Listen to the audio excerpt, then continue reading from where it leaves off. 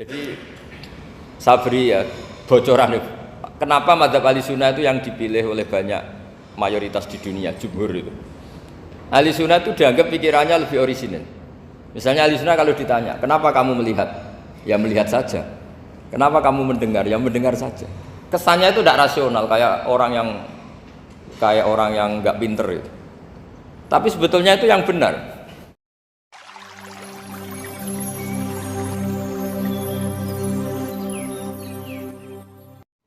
Makanya dalam ilmu tasawuf, kutub wali itu hanya dua, Allah dengan madharul jalal, dengan Allah yang madharul jamal.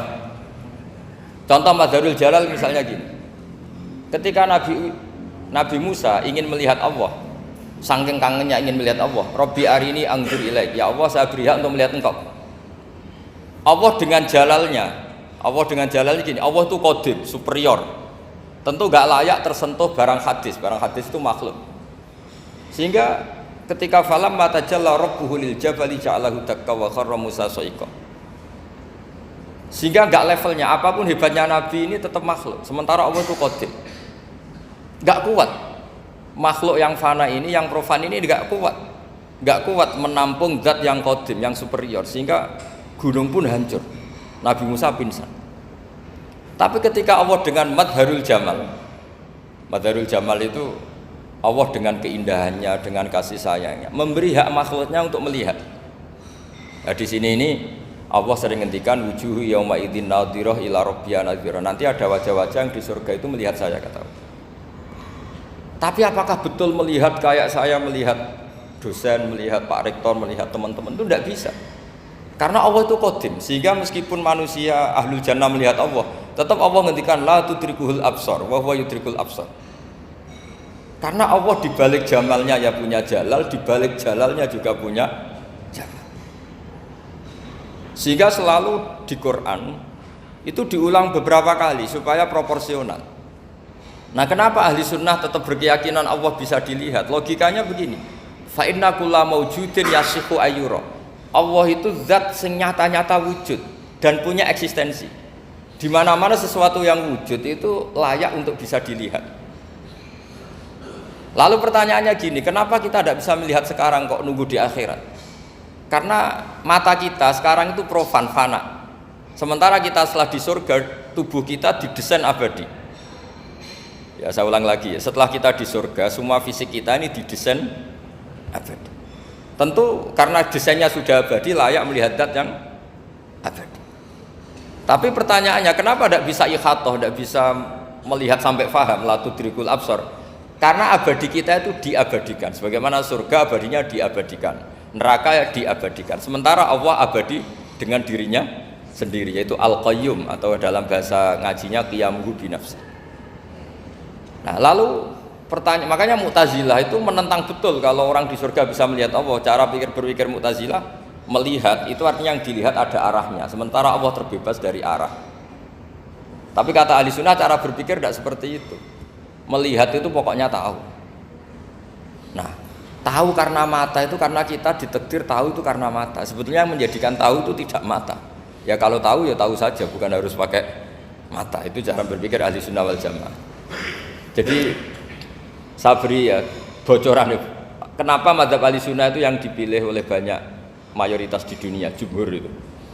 Ahli sunnah itu dianggap pikirannya lebih orisinal. Misalnya ahli sunnah kalau ditanya, kenapa kamu melihat? Ya melihat saja. Kenapa kamu mendengar? Ya mendengar saja. Kesannya itu tidak rasional, kayak orang yang nggak pinter itu.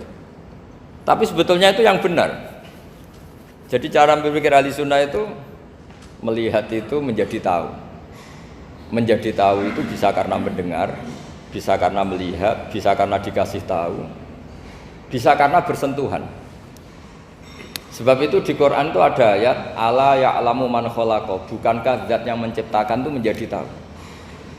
Sehingga kenapa Allah itu selalu tahu? Karena Allah yang menciptakan. Kalau kamu tahu karena mata, sekali itu jauh maka kamu tidak melihat. Atau kamu sekarang buta, kamu tidak melihat. Atau tertutupi barang itu maka kamu tidak melihat. Tapi kalau kamu tahu karena kamu menciptakan, maka akan melihat terus. Misalnya saya ini tukang batu. Saya ingat betul ketika saya bangun Monas, Itu pulpen saya tak tanam di dalam Monas. Saya ingat betul kalau pulpen saya warnanya putih, tak tanam di Monas 2 meter dari pondasi. Setelah saya pulang ke Jogja ditanya, di dalam Monas ada apa? Ada pulpen. Posisinya 2 meter dari pondasi. Kenapa saya tahu? Karena saya yang menciptakan. Nah, karena menciptakan ini sehingga tahu saya akan terus menerus. Tapi kalau tahu karena mata sekali barang itu tertutupi, nggak tahu. Misalnya saya tahu jenengan karena dekat sekali jenengan kemana-mana saya sudah tidak tahu. Tapi kalau saya menaruh sesuatu di tubuh Anda, sehingga kamu kemana-mana tetap tahu bahwa barang itu ada di tubuh Anda.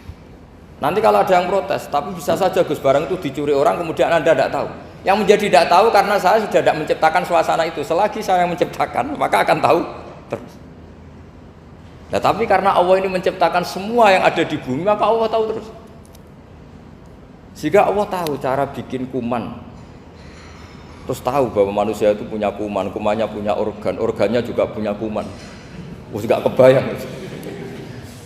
Kamu bayangkan kayak makanya Allah itu kalau cerita sederhana, innallaha la yastahi ayyadriba mathalam ma ba'udatan fama fawqaha. Allah itu tidak malu bikin perumpamaan nyamuk, karena nyamuk itu lebih dahsyat timbang gajah. Para pematung itu disuruh bikin gajah masih mampu, bikinkan patung gajah, mungkin masih sanggup. Tapi kalau tak suruh bikin patung nyamuk, nggak usah bikin hidup, patungnya saja sekecil itu. Padahal nyamuk kecil itu punya organ tubuh. Lalu bikinnya organ tubuh nyamuk itu kayak apa sih? Organnya punya kuman, kumannya punya organ, organnya juga punya kuman. Sehingga orang-orang alim itu baca nyamuk itu lebih jadi ayat Allah ketimbang melihat dinosaurus. Tapi sekarang orang itu nggak tertarik ceritanya. Jadi beda perasaannya orang alim sama orang awam. Kalau orang awam tuh melihat mukjizat kan yang dasar-dasar kayak dinosaurus, gajah, wow gitu. Kalau orang alim enggak, malah melihat nyamuk. Nah, kealiman seperti itu terjaga di umatnya Muhammad, di umatnya Rasulullah Muhammad SAW. Karena ketika umat ini enggak ditunggui para nabi, itu Allah menjamin Muhammad, ulama umatmu nanti punya kemampuan seperti nabi. Tentu tidak dalam keutamaan ya, keutamaan tentu enggak sekelas sama nabi. Kenapa?